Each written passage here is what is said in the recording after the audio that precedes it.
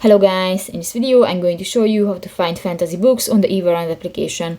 First of all, I just want to mention, please don't forget to subscribe to our channel, because at 100,000 subscribers we are going to show you our YouTube revenue statistics and growth strategy, how to make money online. So let's jump into it. First of all, open the application on your device. So that's the home screen, and you can find different buttons. You go to the lower bar, tap to the third button, the discover, and if you want to find different fantasy books, go to the browse all section and you can find the science fiction and fantasy button. Tap that, and in the category section you can find different options: dystopian, fantasy, superheroes and others.